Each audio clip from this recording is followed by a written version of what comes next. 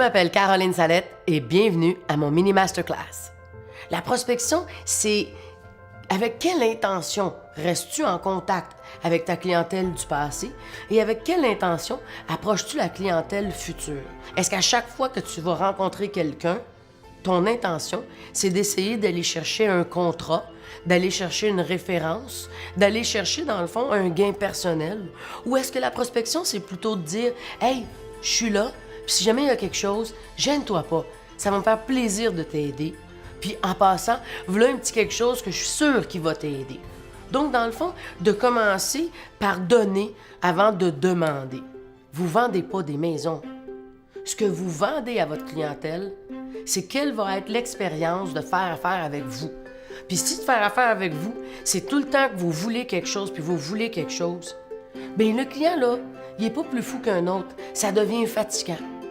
Vous, là, quand le téléphone sonne chez vous, là, est-ce que vous répondez? Vous répondez comment quand c'est quelqu'un qui ferait de la prospection ou de la sollicitation? Ça vous enquiquine. Puis c'est pour ça que la majorité des courtiers font pas de prospection, font pas de sollicitation. C'est qu'ils ont peur de ce rejet-là. Mais si au lieu de communiquer avec les gens, un besoin que vous avez, votre intention serait simplement d'aller voir comment vous pouvez les aider et de leur apporter quelque chose qui devient une valeur ajoutée. Moi, quand je vais voir les gens, ils sont contents de me voir. « Hey, bonjour Caroline, comment ça va? » Parce qu'ils savent que je m'en viens pas rien leur demander. Bien au contraire, j'ai sûrement de quoi de pertinent ou de drôle ou de pratique à leur apporter. Donc, ils aiment ça me voir parce qu'ils reçoivent toujours de quoi. Notre relation, elle n'est pas basée juste sur le prendre et le donner. On a une vraie relation parce qu'on peut se parler d'autre chose que de l'immobilier nécessairement. Que quand ils ont une question de l'immobilier, quand ils se parlent entre eux autres d'immobilier, bien, ils finissent par parler de vous. Mais s'ils ne vous voient plus après la transaction, ça vous est jamais arrivé, vous autres, de voir une propriété que vous avez vendue, à qui vous avez donné un service extraordinaire, même probablement à qui vous vous êtes plié en quatre, puis là, de passer devant ou carrément d'ouvrir l'ordinateur puis de voir qu'ils ont mis leur maison en vente avec quelqu'un d'autre. Puis vous vous dites, Caroline, il me semble que je leur ai donné un service extraordinaire. Je me suis débattue comme un diable dans l'eau bénite. Je les ai sortis d'un problème grave. Comment ça se fait qu'ils sont pas reconnaissants puis qu'ils reviennent pas me revoir pour la revendre? Bien, c'est simple. La minute que vous avez encaissé votre chèque, ils vous ont plus jamais revu, ils n'ont plus jamais entendu parler de vous. Il faut que dans votre business, vous arrêtez d'être carriériste, puis que ça arrête d'être centré sur vous, mais que ça soit centré sur eux. Le courtier immobilier a la réputation d'être imbu de lui-même.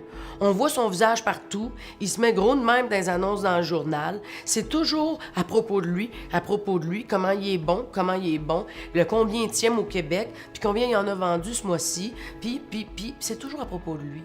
La prospection, c'est pas ça. La prospection, là, c'est d'avoir à cœur l'intérêt des autres. Puis, comment ça va dans votre maison? Toujours bien? Avez-vous des questions? Est-ce que je peux vous aider avec quelque chose?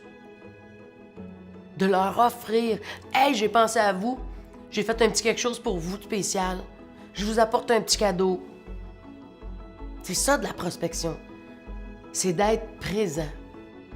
Mais au-delà d'être présent, soyez la personne de référence. Quand on donne aux gens, on dirait qu'on crée comme si ils avaient une dette envers nous autres. Aujourd'hui, dans le marché, le vendeur a l'impression qu'on a besoin de lui. Moi, quand je vais voir un professionnel, c'est moi, comme cliente, qui a besoin du professionnel. Puis nous, dans notre profession, les gens nous font ressentir comme si c'est nous, le professionnel, qui avons besoin d'eux. C'est comme si les rôles s'étaient inversés. C'est fou, ça! Comment ça se fait? Bien, c'est parce que notre intention n'est pas la bonne. Puis si notre intention était d'aider au lieu de demander, croyez-moi, de donner, c'est le début du processus de recevoir. Les gens, quand on leur donne, ils ont le goût de nous redonner en retour. Alors, commencez à voir votre business comme vraiment une entreprise de don de soi.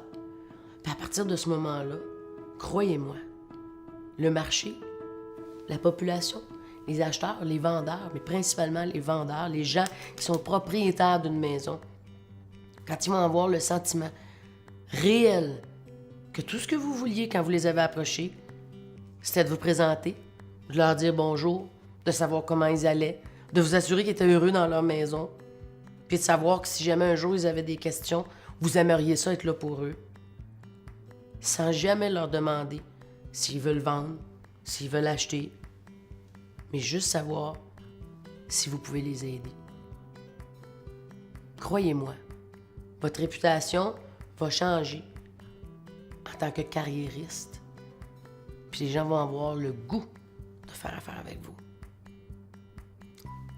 Je vous souhaite de reprendre contact avec vos anciens clients.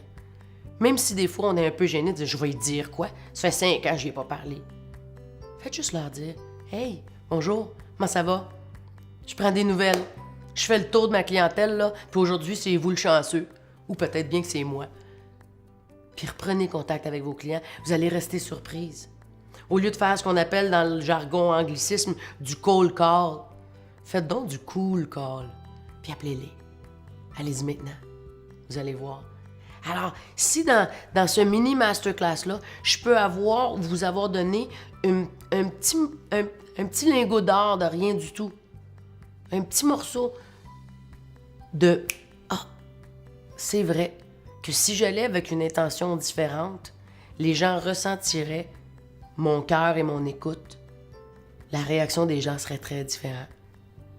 La récolte, autant d'amour que de redevance, va vous donner toute l'énergie que vous avez besoin pour faire les semaines de fou qu'on fait.